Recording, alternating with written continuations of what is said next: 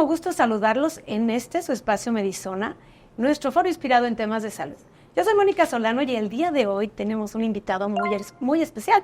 Él es el doctor médico especialista en otorrinolaringología, Andrés Sade, cirujano de cabeza y cuello. Muchísimas gracias, doctor, por estar con nosotros. Gracias a ustedes por la invitación y me da mucho gusto estar aquí. Es muy impresionante tu currículum, la verdad es que lo estuve viendo y podríamos pasarnos toda la entrevista hablando de él. Pero ¿qué te parece si nos platicas un poco de lo que has hecho, de tus estudios? Bueno, sí, yo creo que es más interesante hablar de temas de salud, pero brevemente yo estudié en la UNAM, luego hice la especialidad en el Hospital G. González, tuve algunas estancias en el extranjero, como en España y en Estados Unidos, donde es interesante ver cómo es la medicina diferente a nuestro país, y les quiero transmitir al foro que pues tenemos una medicina muy padre en este país, muy completa y que tiene un equilibrio muy interesante para el paciente. Eso después de ver por otros lados cómo es la medicina. Obviamente mejores y peores en cosas, pero es una medicina muy buena y hay que aprovecharla. Pues ahora sí, ¿qué te parece si entramos de lleno a la salud? Platícanos, ¿qué es la rinoplastia? ¿Cuáles son sus técnicas más utilizadas de ustedes los cirujanos? Bueno, la rinoplastia es una cirugía de la nariz, como lo dice rinoplastia. Y plastía, cuando decimos plastía, es que le vamos a cambiar la forma. Entonces, una cirugía para cambiar la forma de la nariz, y generalmente, si solo se llama rinoplastia, estaremos hablando de una cirugía estética de la nariz para mejorar la forma. Y existen varias técnicas que se han ido cambiando y modernizando, siempre hacia ser más conservadoras, menos agresivas, para que el paciente tenga una recuperación más llevadera y los resultados sean más naturales. La rinoplastia de hace mucho pues se veía más falsos los pacientes, y eso también dio mucho miedo y muchos mitos en relación a esa cirugía, porque los pacientes decían, no quiero que me quede muy falsa, ¿no? Porque un tiempo sí se hizo una cirugía muy falsa.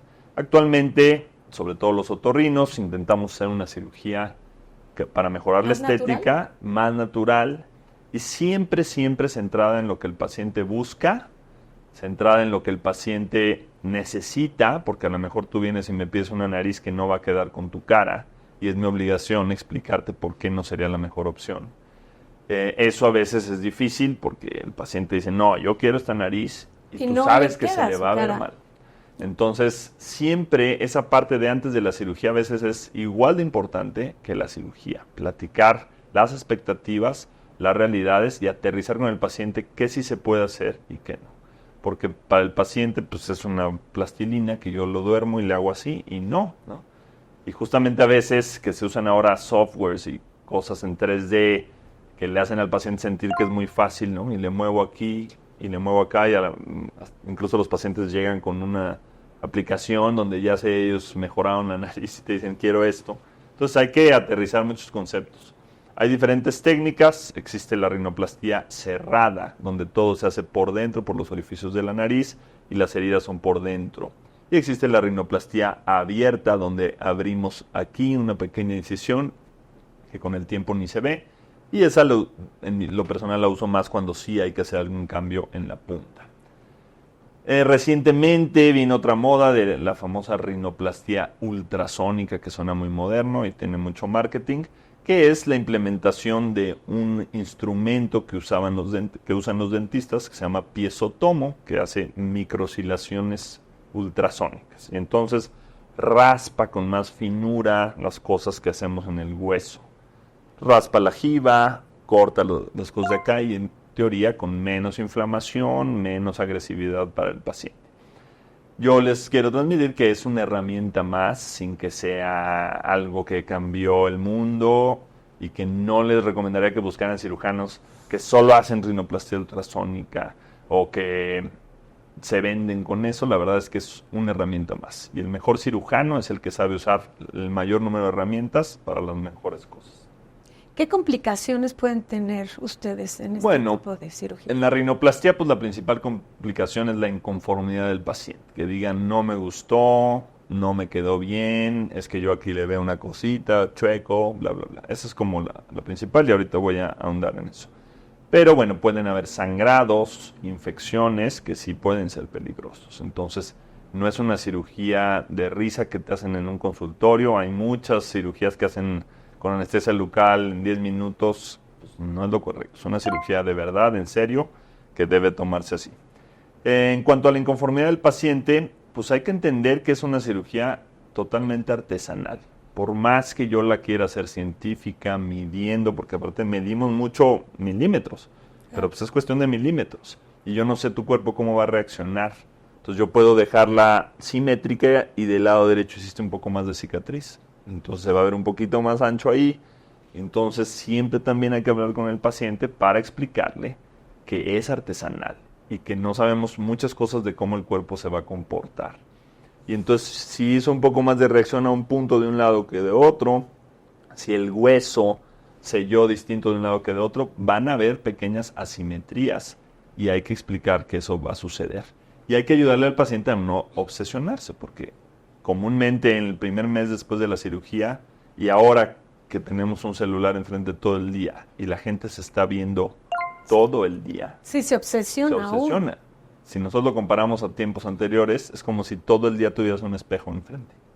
Todo el tiempo te estás viendo, te estás viendo, te estás viendo. Y entonces se lo ponen aquí y entonces se ven las fosas y resulta que ya le di aquí a la fosa 1 milímetro. Si nos vemos cualquier parte del cuerpo así, nos vamos a encontrar muchas cosas. Entonces es trabajar esa parte psicológica con el paciente que ha vuelto esta cirugía más complicada. Sumado a las aplicaciones donde ellos se alinean y se ponen y entonces, oye, es que yo quería quedar así. Bueno, sí, pero no eres una foto. Claro, no es real. Entonces, eso es como el meollo de la rinoplastia y por eso es una de las cirugías más difíciles que existe. Y me imagino que también es de lo que más haces, la rinoplastia es lo que más hago, junto a cirugía para sinusitis, para respirar. Siempre la hago con un tema funcional, obviamente, para que el paciente además quede bien funcionalmente, que es algo que a veces no queda cubierto con otras especialidades. Es muy importante asegurar la función. Veo casos tétricos donde por hacerles un cambio estético les arruinaron la existencia en el tema funcional, que es difícil de corregir porque mutilan estructuras necesarias para respirar, que es muy difícil luego reestructurar y reponer. ¿Y los cuidados posoperatorios? Los cuidados posoperatorios, pues una semana tranquilos en la casa, pero bueno, no es dolorosa. Es otro mito que había, que era muy dolorosa y muy aparatosa. Actualmente usamos técnicas para que haya menos hinchazón, pero no es una cirugía dolorosa. En mi caso, incluso ya no usamos los famosos tapones, que también le daban mucha mala fama a esa cirugía. También, y muy ¿verdad? incómodos, porque pues cero respiración una semana entera. ¿Y cómo se cambió? Pues es que ahora usamos cosas, los tapones servían para que no se guardara sangre en el tabique. Entonces ahora cosemos por dentro el tabique para que no se guarde sangre. Y les va muy bien, Entonces, mucho desde más que cómodo. salen ya pueden respirar perfecto. Pueden respirar, obviamente a la mitad de la semana se les tapa con inflamación mucosicostra, pero nada que ver como un tapón y luego la quitada del tapón es una tortura horrible. Entonces eso también ha hecho que sea mucho más cómoda. Si les quitamos el ejercicio por un mes, que eso a algunos les duele mucho, te dicen, no, ¿cómo? Se me llevo entrenando para el maratón. Y dices, pues sí. Y a veces se les olvida y el día de la cirugía me dicen, ¿entonces sí voy a poder correr mi maratón en 2 semanas? Y pues, no, entonces, eso... Que lo tomen en cuenta. Claro, subirse a aviones y no esperarnos un par de semanas. No tener exposición solar, tomar sus medicamentos. ¿Qué impacto tienen estas cirugías en la autoestima del paciente? Pues es increíble, o sea, el efecto que tiene en el paciente es increíble. Hay mucha gente que es como, no, la cirugía estética, la tiene muy satanizada. Cuando si un paciente lleva odiando su nariz desde niño y eso ha impactado en su forma de ser, pues obviamente es un cambio brutal. Te lo digo así, se arreglan diferente, se pintan diferente, se visten diferente, hablan diferente, después de tener una nariz con la que están cómodos. Entonces es padrísimo ver ese cambio y es tan impactante también para el lado negativo cuando no están a gusto, ¿no? Entonces por eso es algo importante. Pero es impresionante el cambio que puede hacer en una persona que estén a gusto con la nariz, porque la nariz es el centro de la cara. Y también de manera funcional, me imagino que es maravilloso. No, de manera funcional es increíble. Gente que era sedentaria, que no podía hacer ejercicio, ya hace ejercicio, ya les gusta hacer ejercicio, pueden dormir. Hay una relación estrechísima entre mala calidad de sueño y una nariz que no funciona. Entonces es gente que lleva durmiendo mal toda la vida. Ahora platícanos de la cirugía endoscópica. Entonces, bueno, endoscópico hay que entender que es cuando se usa una cámara, ¿no? Laparoscópico es láparos, abdomen. Entonces, una cámara en el abdomen. Entonces, a veces la gente me dice, ¿esta cirugía va a ser laparoscópica? No, porque eso es abdomen, pero va a ser endoscópica. Entonces, todas las zonas de otorrino pues, son agujeritos. Entonces, claro que esas camaritas nos cambiaron la cirugía, ¿no? Y eso también crea una brecha entre generaciones anteriores de otorrinos y generaciones de otorrinos jóvenes, porque revolucionó todo tipo de cirugía, en este caso la de sinusitis. Los senos paranasales son huecos que están junto a la nariz, paralelos a la nariz, y son huecos que deben de estar llenos de aire. Producen moco, aligeran el peso de la cabeza, le dan resonancia a la voz. Pero en ocasiones se inflaman, se llenan de moco y se infectan, ¿no? Y eso es cuando tienen sinusitis. La sinusitis puede ser aguda, que es te da gripa, no se quita, te empieza a salir moco verde, eso es una sinusitis aguda. O la crónica, gente que tiene una enfermedad que promueve que haya una infección crónica ahí, que no se quita y pueden estar así años. Entonces, la cirugía endoscópica de sinusitis, su objetivo es mejorar el drenaje natural de esos senos. Es decir, si no se le puede salir el moco a ese seno como debería, nosotros le ayudamos a abrir el hoyo donde debería estar el hoyo. Antes de la cirugía endoscópica, abrían un hoyo aquí, ¿no? Abrían el labio y abrían un hoyo aquí que no servía para nada. Porque es como si yo quiero que se salga el agua de este cuarto y hago una ventana allá arriba. Pues no se va a salir. No servía. Toda la nariz y la vía aérea tiene un recubrimiento especial con unos pelitos microscópicos que empujan el moco hacia donde debería estar el hoyito natural. Entonces, si yo no abro el hoyito natural, pues el moco va a seguir queriendo salir por donde debería de estar. Entonces, la cirugía endoscópica nos permitió entender cómo funciona la nariz, cómo funciona el drenaje del moco y llegar a esos puntos donde necesitamos abrir el drenaje natural. Entonces, todo es por dentro de la nariz, no hay hinchazón, no es dolorosa tampoco prácticamente, y podemos ya quitar hasta tumores cerebrales a través de la nariz gracias a los endoscopios. Entonces, fue una revolución, y ya llegó esa revolución también al oído. Entonces, ya hacemos cirugía de oído endoscópica, que desplazó mayoritariamente a la cirugía microscópica, que fue como el estándar, y eso también causa mucho revuelo adentro de la medicina. Claro, ¿se puede decir entonces que esta es la nueva tecnología?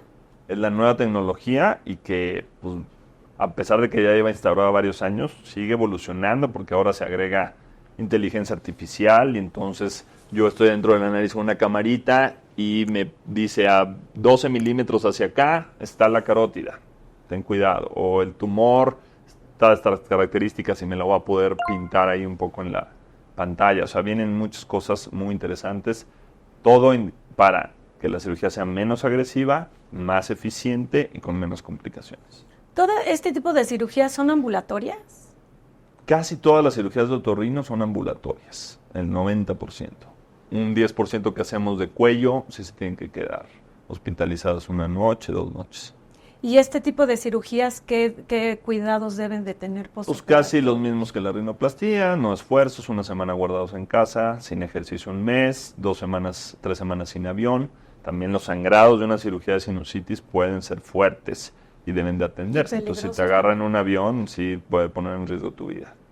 ¿Qué te parece si ahora nos platicas de la cirugía oncológica de laringe? Bueno, la laringe hay que entenderla como este tubo que conduce el aire hacia la tráquea. Y es el tubo que se encarga de hablar, ¿no? Ahí están las cuerdas vocales. Por la laringe no se come. Por la laringe se respira y se habla. Por la faringe se come. Y esa se conecta al esófago que llega al estómago. Entonces hay que entender la diferencia entre laringe y faringe. Entonces la laringe tiene las cuerdas vocales. Y las cuerdas vocales sirven para hablar y se pueden enfermar de cáncer, ¿no? La principal causa de cáncer en las cuerdas vocales es el tabaquismo. Entonces, en los países donde no se ha combatido para nada el tabaquismo, el cáncer de laringe sigue siendo alto y los otorrinos siguen quitando laringes completas, que es la famosa que acaban con una traqueotomía, hablando con un aparatito. Entonces, por ejemplo, en España la gente sigue fumando muchísimo y sigue siendo una cirugía muy común, ¿no? En nuestro país, gracias a Dios, pues sí se ha tomado medidas contra el tabaquismo y no es una cirugía tan común, pero sí sigue existiendo el cáncer porque también el alcohol tiene que ver y el virus del papiloma humano. Entonces, la cirugía oncológica de la laringe también ha avanzado. Entonces, ahora también usamos la camarita combinada con un microscopio y usamos láser para cortar los tumores. Y no solo eso, sino la detección temprana. Antes, tú empezabas con una ronquera y pues no había manera de ver ahí. Había que dormirte y meterte en una cámara dormido. Ahora yo en el consultorio puedo meter una cámara y ver las cuerdas vocales en ese instante. Entonces, desde muy temprano yo puedo ver si tienes un tumor. Y eso cambia todo, porque entonces ese tumor te lo quito con láser y te curas. Antes, Increíble. pues una ronquerita, dale medicina, no, hasta que ya el tumor estaba avanzadísimo y había que quitar toda la laringe. Entonces, como en todos los cánceres, la detección temprana hace toda la diferencia. Muchísimos cánceres son curables si se detectan a tiempo.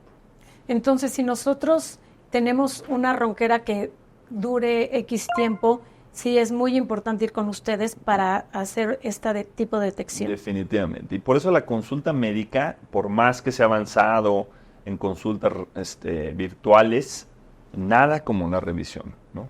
O sea, la posibilidad de que yo te meta una camarita por el oído, por la nariz, por la garganta y revise todo bien, pues no tiene nada que ver con una videoconsulta donde tú me platicas, ¿no? Incluso yo he encontrado tumores benignos en consultas por gripa. Entonces fueron por una gripa y yo vi un tumor y se lo quitamos a tiempo, ¿sabes? Entonces, por eso hay muchas cosas que no se pueden obviar y que el paciente incluso no puede explicar bien un síntoma al grado de que me diga, oye, tengo un tumor aquí, o hay muchas cosas que ni siquiera dan síntomas y que en la consulta las podemos ver. Por supuesto. ¿Con qué frecuencia tendríamos que ir con ustedes? La consulta de otorrino no es una consulta rutinaria. Como dices, el dentista, tengo que ir a mis limpiezas cada cierto tiempo. Pero si hay algún síntoma, hay que ir. O sea, ¿Y algún síntoma que tú nos puedas decir importante para... por ejemplo, sí, una ronquera que no se quita, pues, por supuesto que hay que ir a revisar. Moco verde constante, mal olfato, que la nariz esté tapada siempre, alguna bola en el cuello, que se palpe o se sienta, pérdida de peso, cosas así que no tienen explicación, pues siempre vale la pena una consulta. Fiebre que no se quita, ronquido en las noches, pues tiene que evaluar, ronquido en los niños, que los niños estén enfermando constantemente. Todo eso sí amerita una consulta, porque a veces me dicen, no, pues mi hijo se la vive con mocos. Pues no es normal. Digo, ahorita que dices mal olfato, a mí no se me ocurriría ir a verlos por mal olfato. El mal olfato puede ser un tumor, puede ser una alergia severa, una infección crónica, o bueno, un COVID, claro, COVID. Doctor, ahora platícanos qué son los pólipos nasales.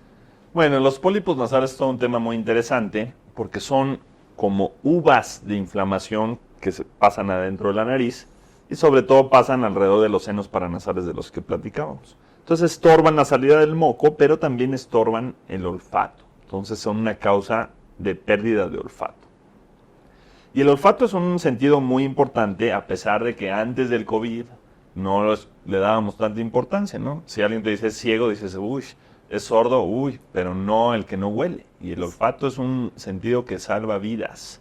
Y el olfato es un sentido que le da sentido al gusto. Entonces, gran porcentaje del sabor es gracias a que el vaporcito del alimento pasa por atrás de la nariz y lo olfateamos.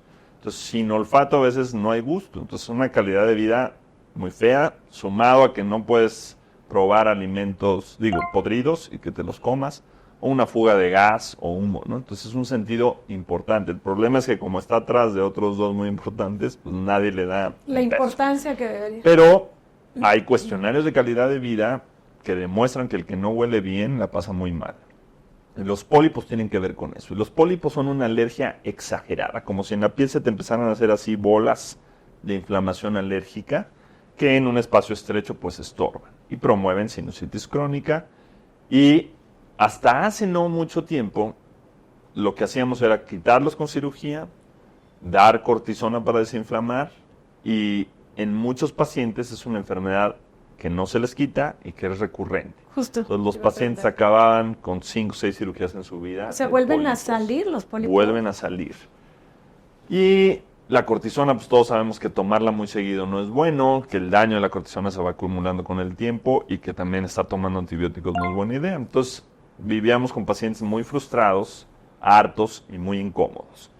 Y recientemente se inventaron unas medicinas que provienen de todo un grupo de medicamentos que se llaman medicamentos biológicos, en el que crean en un laboratorio anticuerpos contra alguna sustancia. Entonces primero empezaron para las enfermedades reumatológicas como lupus, artritis, y entonces te inyectan esos anticuerpos y bloquean una de esas sustancias de la inflamación y se te controla la enfermedad, con mucho menos efectos adversos que la cortisona. Maravilla. Entonces, hace un par de años se inventó o se aprobó un medicamento de esto para los pólipos. Entonces, bloquean una sustancia de la cascada de la alergia. Entonces, ahora, si bien no dejamos de operar pólipos, porque hay pólipos muy crónicos que no se van a desaparecer con la inyección, tengo pacientes que llevan, porque yo la empecé a usar cuando se autorizó en Estados Unidos para eso, porque aquí estaba autorizada para asma, pero todavía no para pólipos. Entonces, yo la empecé a usar para los dos. Y ya tengo pacientes 5 años con la inyección que no les ha vuelto a salir un solo pólipo, que no han vuelto a tomar una sola dosis de cortisona. Entonces sí es un cambiador de la enfermedad que van a beneficiar muchos pacientes. El problema es el costo. Es muy caro. Muy caro. Entonces si no hay seguro privado o si no estás afiliado a una institución de salud, porque ya también han llegado algunas instituciones públicas de salud, pues sí es difícil costearlo, porque además no es como que te lo inyectas 3 meses y ya, sino... ¿Cada cuándo te lo tienes que estar? Depende de la marca, pero entre 2 y 3 semanas. Cada 2 o 3 semanas, pero sí cuesta una lana. Y a ver, ahora platícanos, ¿qué es la rinitis alérgica? Bueno, entonces los pólipos, los síntomas de los pólipos se confunden mucho con la rinitis alérgica, porque los dos afectan e inflaman la nariz, aunque los pólipos quitan más el olfato que la rinitis alérgica. Entonces la rinitis alérgica es la típica enfermedad que te da moco transparente, estornudos, comezón en la nariz tapada. Que hay gente que dice, me levanto con gripa todos los días, pasa un poco el día y se me quita. Entonces la rinitis alérgica es mucho más común que los pólipos, pero a veces hace que no se diagnostiquen los pólipos. Que van a un doctor, es rinitis alérgica. ¿Puede ser que es más ligera que los pólipos? Es más leve, excepto la que las tienen severa, ¿no? Pero la mayoría de las rinitis alérgicas que no son severas son más leves. Pero la rinitis alérgica va haciendo que los cornetes crezcan. Y los cornetes son unas estructuras tipo salchicha que están en la nariz, que recorren la nariz así, y se hinchan y se deshinchan para regular el flujo de aire, para calentar el aire que respiramos. Entonces, si la alergia los hace crecer y crecer y crecer, pues la gente ya no puede respirar por la nariz. Muchas veces, además, tienen el tabique desviado, pero los cornetes causan mucha nariz tapada. Entonces, también operamos los cornetes para quemarlos y hacerlos chicos y darle un reset a la alergia. Pero si no controlamos la alergia, con el tiempo vuelven a crecer los cornetes. Entonces, la rinitis alérgica, el tratamiento tradicional es algún spray nasal con cortisona para desinflamar y algún antihistamínico tomado. Hay gente que le da rinitis alérgica estacional, hay gente que le da todo el año, hay gente que le da por exposición muy específica a algo. El cambio climático ha tenido un efecto importante en el polen. Antes el polen era estacional, ahora el polen es todo el año. Entonces es un problema para los pacientes alérgicos porque antes decían, bueno, ya sé que la paso mal de noviembre a enero y ahora, ¿por qué todo el año estoy mal? Bueno, porque el polen ya no se va. Todo el año. Entonces, eso es, y ahí han salido pólenes más agresivos. Entonces, bueno, sin trabajo nunca me voy a quedar. Eso que ni qué. Exacto. Y ahora, ¿qué nos puedes decir de la amigdalitis? Bueno, la amigdalitis es un tema también de antaño, ¿no? Y muy importante. Quiero empezar definiendo qué son las amígdalas, ¿no? Las amígdalas es un cúmulo de tejido linfoide. Y el tejido linfoide es este tejido que se encarga de defendernos. Entonces son bolas llenas de células de defensa. Y son como unas casetas con policías para identificar patógenos o criminales. Entonces, Si llega ahí algo, lo identifican, entrenan a los policías y avisan a todo el cuerpo. Pues hay un maleante, ¿no? Pero las amígdalas, que nosotros conocemos como anginas, son las que están en la boca visibles, pero no son las únicas. Tenemos unas en la lengua, atrás de la lengua, tenemos unas alrededor de unos tubitos que conectan con el oído y tenemos otras hasta atrás de la nariz, que esas son muy importantes. Se llaman, y coloquialmente les dicen adenoides, ¿no? Entonces tenemos las anginas, que son las amígdalas palatinas, que son las que vemos, y las adenoides, que son las amígdalas faríngeas, que están hasta atrás de la nariz. Pero como están hasta atrás de la nariz, nadie las ve, más que el otorrino, que mete una camarita. Los pediatras no las ven. Y entonces, si el paciente no tiene pura amigdalitis, que es esta infección de las anginas, y también tiene adenoiditis, pero no tiene amigdalitis, pues el pediatra cree que es gripa. No, es que tu hijo se la pasa enfermo de gripa, pero no, se la pasa enfermo de adenoides infectadas, adenoiditis recurrentes. Y las adenoides están en una zona importante porque los tubitos que regulan la presión del oído llegan ahí. Entonces, si esa zona está ocupada, el moco se atora en los oídos. Y entonces el niño no escucha bien. Entonces se atrasa en el lenguaje. Entonces, 2 años y el niño no habla bien y va a terapia de lenguaje, pero pues no avanza porque no escucha bien. Entonces, es un tema muy importante. Sumado a que está en la vía aérea. Entonces, si ese tejido está grande, pues el niño no respira bien y ronca en las noches. Y el niño que ronca en las noches y tiene apnea, le da hiperactividad, no sueño. Entonces, es un niño hiperactivo que respira por la boca, que tiene un pésimo sueño y que no se hace nada. Y entonces eso tiene efectos a largo plazo. Y niños que ya les dan medicina para la hiperactividad, que se pudo haber resuelto si se tenía buen sueño, ¿no? Entonces, si tu hijo ronca, no es normal y sí necesita una valoración.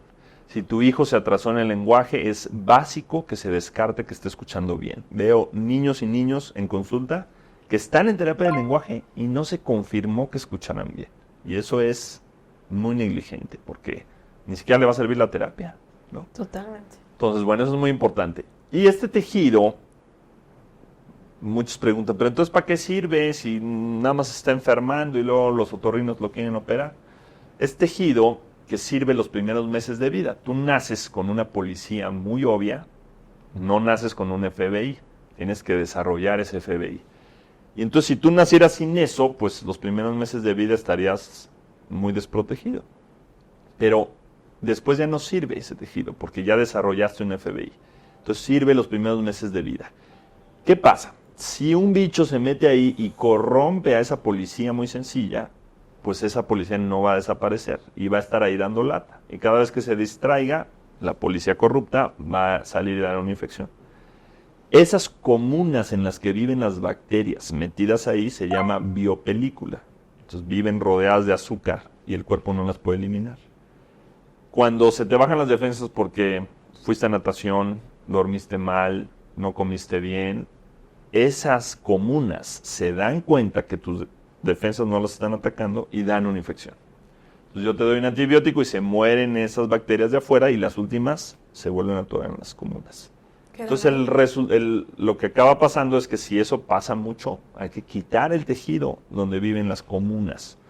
Y esas biopelículas han sido la explicación de muchas infecciones crónicas en el cuerpo y han explicado muchas cosas. Entonces, por eso las quitamos. Si el bicho ya vive ahí y no se puede salir y no sirve ese tejido, hay que quitarlo. Y está estorbando y está haciendo un reservorio de bichos. Entonces tengo pacientes, niños que toman antibiótico cada 2 semanas. En el mejor de los casos. Porque si van a doctores que no dan antibióticos, porque ahora en la moda de no dar antibióticos, mejor dan cortisona y no dan antibióticos, pues tienes a un niño que contagia todos los días. Y va a kinder y contagia todos los días. Porque las infecciones bacterianas, si no las tratas, contagian todos los días. No son como los virus, que el virus se autolimita y el cuerpo lo elimina. Un niño con tos flemosa y moco verde diario contagia. Entonces tú vas a tu hijo, tú si le das antibiótico a tu hijo, se mejora y regresa y se vuelve a enfermar, porque se contagia de un niño que no toma antibiótico o que no tiene un tratamiento adecuado. Claro, A mí no me encanta dar antibiótico, no es como que diga, hey, a ver cuándo llega el siguiente para darle un antibiótico. Pero es lo necesario. Necesita. Y si el niño está necesitando demasiado antibiótico, pues hay que ver por qué. Porque seguramente el biofilm ya vive en ese tejido y hay que retirar ese tejido.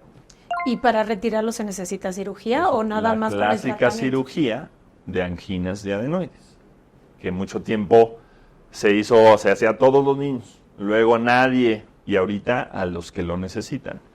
Pero hay mucho mito alrededor, que entonces les quitas las defensas y se hacen alérgicos, pero como ya te expliqué, es una policía muy sencilla con la que nacemos, que después no tiene ningún papel en el cuerpo. Y me imagino que también los avances son Buenos. importantes. Sí, o sea, esa cirugía también ha avanzado a ser mucho más segura, ¿no? Es una cirugía donde esa zona tiene muchos vasos sanguíneos.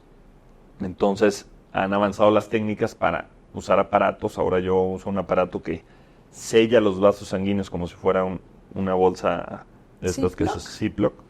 Y entonces sellas el vaso sanguíneo y luego lo cortas, entonces ya no sangra y no solo es una quemada, sino es un sello más estable que disminuye el riesgo de sangrado, que es como lo más peligroso de esa cirugía. A los niños sí los dejamos, en lo personal, una noche a dormir en el hospital, pero bueno, y la recuperación sí les duele, porque contra eso sí no hemos logrado que no duela.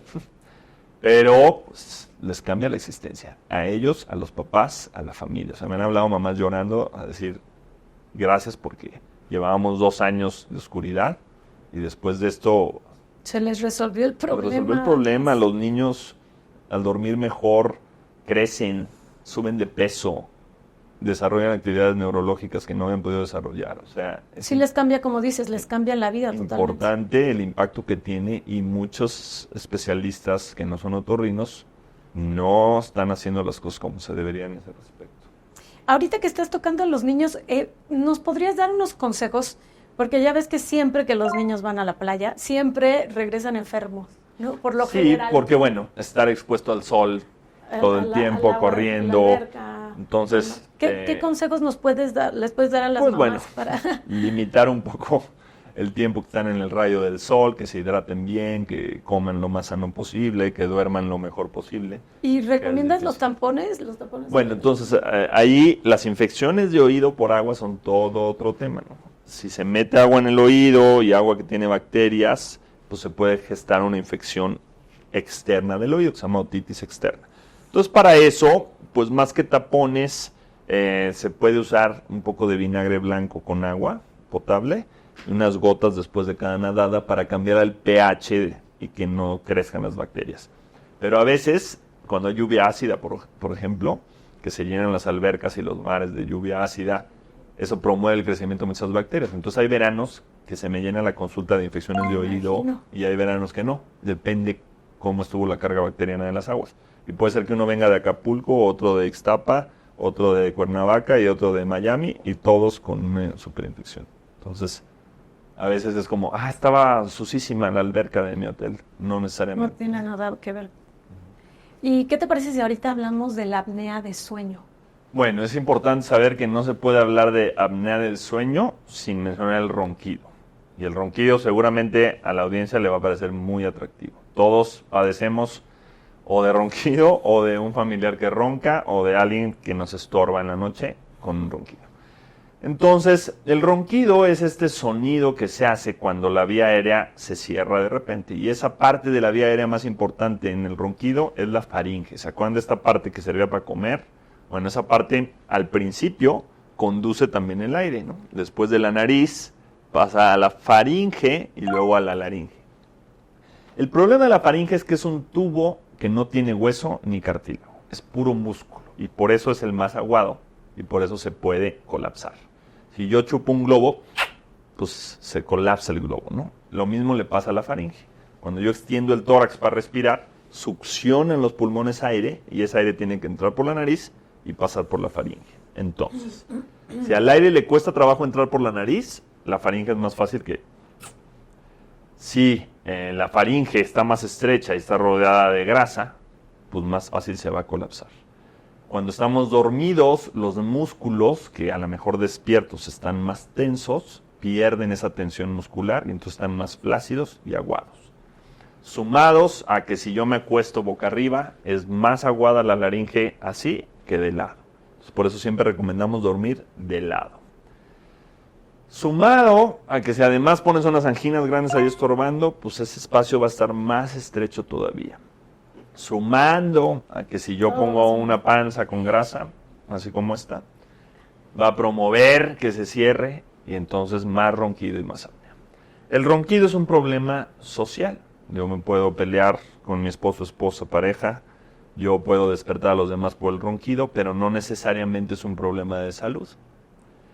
La apnea del sueño es un problema de salud y es un problema de salud pública de terror, porque está muy poco diagnosticado y el tratamiento que te voy a platicar ahorita es muy complicado o muy complejo y los pacientes muchas veces no lo aceptan. Entonces, primero es saber si hay apnea o no. ¿El paciente ronca o el paciente ronca y se ahoga? Hay gente que hace muchas apneas. Apnea es que 10 segundos el paciente deja de respirar. Entonces, estos pacientes donde están respirando, roncando, y de repente, y entonces la pareja dice, o ya dejó de roncar o ya se murió. Pero cualquiera de las dos, yo ya voy a poder dormir. Pero es un ahogamiento, ese paciente en ese momento dejó de respirar. Entonces, si tú dejas de respirar, tu cuerpo hace muchas cosas para compensar. Entonces empieza a bajar la oxigenación y el corazón tiene que latir más rápido para mandar sangre oxigenada a todas las partes del cuerpo. Entonces imagínate que eso te pasara cada minuto de sueño. Como si alguien llegara con una almohada y te ahogara 10 segundos. Es una locura. Entonces es una locura para el corazón y es causa infartos, hipertensión, diabetes y hasta cáncer. Entonces estarse ahogando en la noche es peligrosísimo. Nadie se va a ahogar ahí porque primero te despiertas, ¿no? Incluso la apnea hace que tengas despertares inconscientes, es decir, te despiertas pero no llegas a conciencia. Y entonces no llegas a sueño profundo. Entonces, todas las cosas que el cuerpo tiene que hacer en sueño profundo no pasan. Y es como si llevaras 20 años sin dormir. ¡Qué horror! Entonces es algo gravísimo y muy común, ¿no? Entonces, para diagnosticar la apnea del sueño hay que hacer un estudio donde se miden muchas cosas en el sueño con unos aparatos. Entonces miden la oxigenación, cómo se mueve el tórax, si te mueves o no, y las ondas cerebrales para ver en dónde están, si estás dormido o no. Entonces con eso se diagnostica. Y si sí, tienes apnea del sueño, moderada y severa, generalmente necesitas un aparato que se llama CPAP, que echa aire a presión todo el tiempo. Si nosotros nos fijamos en estos muñecos de las inauguraciones que prenden aire y se inflan, y yo apago el aire, pues se colapsa. Entonces, ¿cuál es la función de eso? Echar aire, no oxígeno, aire. Si yo te echo oxígeno pero no resuelvo eso, te ahogas peor porque el cuerpo dice, bueno, no estoy respirando, pero estoy teniendo oxígeno. Entonces las apneas se prolongan. Entonces necesitamos aire para ferulizar con aire ese tubo y que no se colapse. Entonces esa mascarilla pues no es cómoda. Entonces es más difícil que acostumbrarse que al matrimonio. Entonces tú imagínate. Pero la tienes que usar toda la noche. Por lo menos 5 horas cada noche. Entonces esa maquinita incluso a veces se voltean, se les destapa un poco, empieza a salir aire, pero salva vidas, da años de vida a esos pacientes. Entonces hay que hacer mucha conciencia, hay que ver, hay diferentes tipos de mascarillas, hay que ver si no hay una obstrucción que se pueda resolver con una cirugía para que necesiten menos presión de aire. Entonces, si tu pareja ronca y tiene estos ahogamientos, es muy importante que lo lleven a una valoración. A veces el paciente no se da cuenta. Hay gente que se ahoga una vez por minuto y no tiene sueño en el día. Entonces para ellos es, yo duermo perfecto y se están ahogando. Hay gente que sí le afecta al grado de que se quedan dormidos manejando, en una junta, después de comer y les da esto que se llama somnolencia diurna excesiva. También da depresión, ansiedad y el sobrepeso tiene mucho que ver. Y vivimos en un país que le echa muchas ganas al sobrepeso. Entonces es una enfermedad muy prevalente, poco diagnosticada, porque además el estudio es costoso, el tratamiento es costoso y difícil, y impacta la salud pública brutal. Y entonces sería de por vida, tener ya el... De por vida, menos que se hagan ciertas modificaciones. Hay gente que baja 20 kilos y se cura de la apnea. Es una persona delgada, no puede... Puede tener. Sí puede tener. es menos probable. Hay que revisarla porque a lo mejor tiene unas anginas muy grandes que están estorbando, hay que quitarlas, o la nariz muy mal, hay que operarla. Pero hay gente flaca que tiene muy estrecha la faringe, que no hay de otra más que usar el CPAP. Y bueno, ya estamos terminando nuestra entrevista, pero ¿qué nos puedes decir algo relevante del vértigo? Pues el vértigo es esta sensación giratoria que nos da, es un síntoma, per se el vértigo no es una enfermedad, muchas enfermedades causan vértigo. Vértigo y mareo no son exactamente sinónimos, sino el vértigo es más esta sensación giratoria y el mareo es una sensación de inestabilidad. El vértigo, mientras más fuerte da, más vómito, más horrible, más probable que sea del oído y no del cerebro. Un vértigo giratorio así, que no te da tanto síntoma extra, ojo, porque puede ser del cerebro. Siempre hay que ir a una valoración y no estar tomando medicinas o remedios. Perfecto. Pues danos, si quieres, algún consejo o algo que quieras agregar. Y tus redes, ¿dónde te podemos conseguir ver? Bueno, pues la salud es algo importante que hay que cuidar. A veces nos da flojera, desidia o hasta codera, pero es la mejor inversión que pueden hacer, atender su salud. Todas las enfermedades diagnosticadas a tiempo son mejor tratables y más baratas. Entonces, la consulta médica es algo que no se debe de evitar ni obviar. Y mis redes es Instagram, drsadecORL. Y ahí también mi Facebook es igual y Twitter no tengo. Bueno, pues, X. Te agradecemos muchísimo, de verdad, todos estos consejos, toda tu información de tantos años de experiencia. Muchísimas gracias por haber estado aquí con nosotros en Medizona. Y Muchas esperemos gracias. que vuelvas, porque se quedaron muchos temas pendientes. Claro que sí, pueden escribir sus preguntas en los comentarios. No pidan presupuestos de rinoplastías porque no es un tomate que yo vendo. Hay que ir a una consulta, revisión. Pues muchísimas gracias otra vez por haber estado con nosotros. No, de qué, muchas gracias. Esto fue Medizona, nuestro foro inspirado en temas de salud. Yo soy Mónica Solano y los esperamos en la próxima entrevista.